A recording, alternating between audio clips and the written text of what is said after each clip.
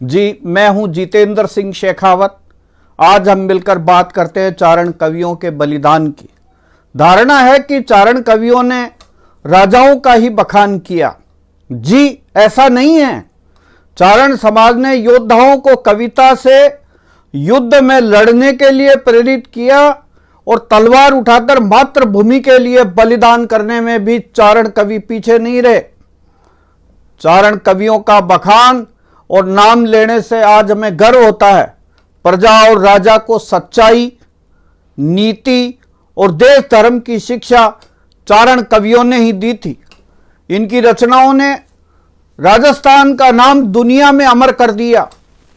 उन महान दिव्य आत्माओं का वर्णन नई पीढ़ी के लिए बहुत ज्यादा ज्ञानवर्धक होगा।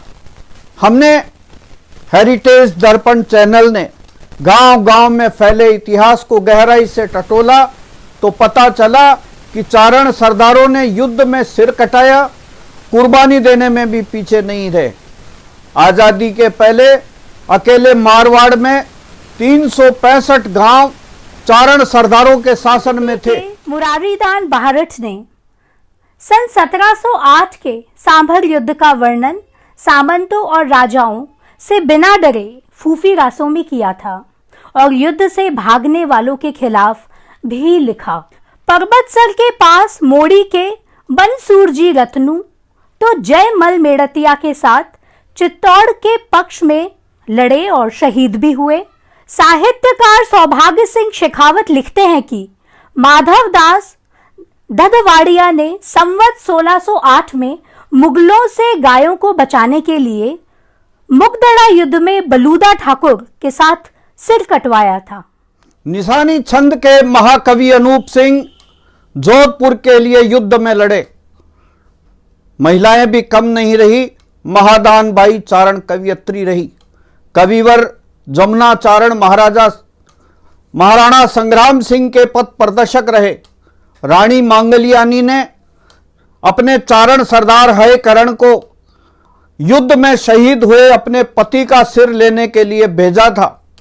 मुगलों से खाटू श्याम जी मंदिर को बचाने के लिए युद्ध में महादान चारण शहीद हुए। आमेर नरेश जयसिंह प्रथम ने भगवान दास बाहरट को हरमाड़ा जागीर में दिया था। भगवान दास ने शहजादा खुर्रम और मेवाड़ महाराणा के बीच मध्यस्थता करवाई थी। ये गार्डन परिवार जैसलमेर से उदयपुर के नगड़िया होते हुए आमेर की रियासत में आया था। देवीदान चारण को रामपुरा, राजावास, बढारणा, किशोरपुरा जागीर में दिए गए थे। राम सिंह द्वितीय के समय रामदयाल गार्डन ने राम नव कीर्ति प्रकाश ग्रंथ लिखा। बद्रीदान ने करणी शतक लिखा। विख्यात पत्रकार स्वर्गीय बिशन सिंह शेखावत ने राजस्थान पत्रिका में चोमू के चारणवास पर लिखा कि यहाँ के पालावत मारवाड़ के खारी से आए।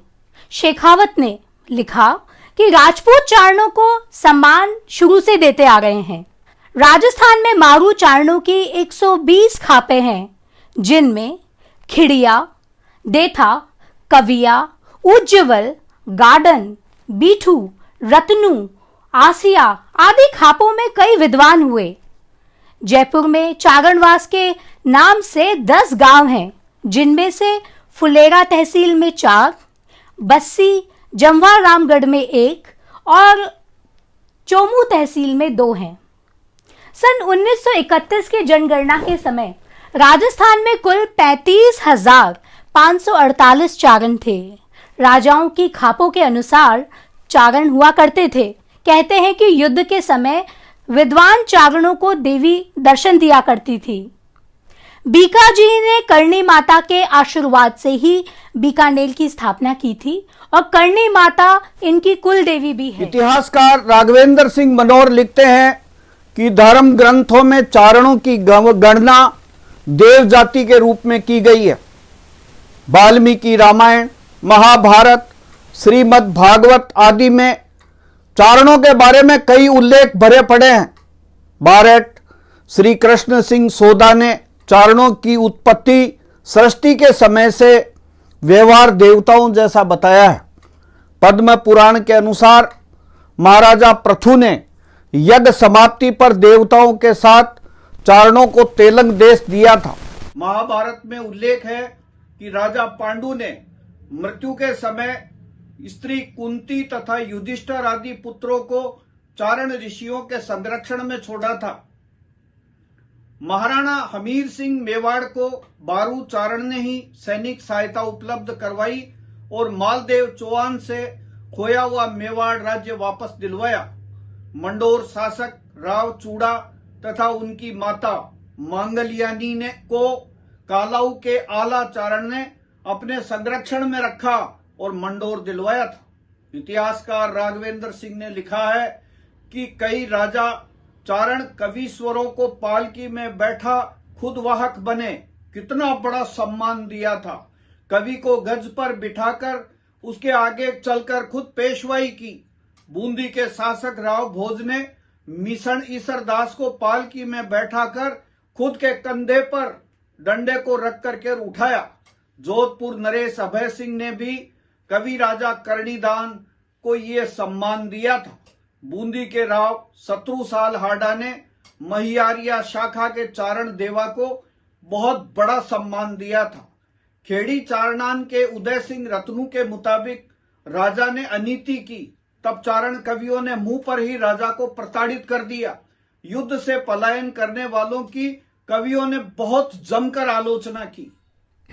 वंश भास्कर के महाकवि सूर्यमल ने बूंदी राजा राम सिंह जी की परवाह ना कर पूर्वज बुद्ध सिंह द्वारा युद्ध में कायरता दिखाने की निंदा की। अकबर ने मेहड़ू शाखा के जड़ा को दरबार में सम्मान से बिठाया था। कई कवियों को राजा के कोप का भाजन बन देश भी छोड़ना पड़ा। आमेर नरेश मान सिंह प्रथम ने हल्दी घाटी को लेकर सही बात कहने वालों को जागावत को देश निकाला दे दिया था और जागीरें जब्त भी कर ली थी। के कृपाराम खिड़िया ने नीति दोहे लिखे। रायसल ने देसू चारण को चैलासी गांव दिया। उल्लेख आता है कि चमनजी चारण ने खाटू श्याम जी के युद्ध का वर्णन किया था। डिंगल में वीर कवियों में किशन जी, गोपाल दास जी, सुखदास जी खिड़िया का नाम प्रमुख रूप से लिया जाता है।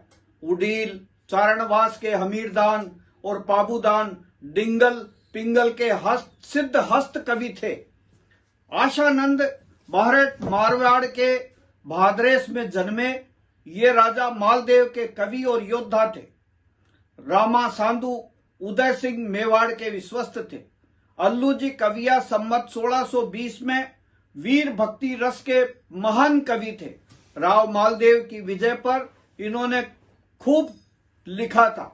दूधा आसिया 1633 से 1644 तक सिवाना ने राठौड़ कल्ला की वीरता पर कुंडलियां और दोहे लिखे। इतिहास प्रसिद्ध दुरसा आडा जोधपुर के धुंधला गांव के थे। केशवदास गार्डन को जोधपुर नरेश गज सिंह ने लाख पसाव का बहुत बड़ा सम्मान दिया था। किसना आडा बहुभाषी विद्वान और मेवाड़ महाराणा भीम सिंह के कृपा पात्र थे। आमेर नरेश मान सिंह ने शिला माता के मंदिर में नरबली देना शुरू किया था।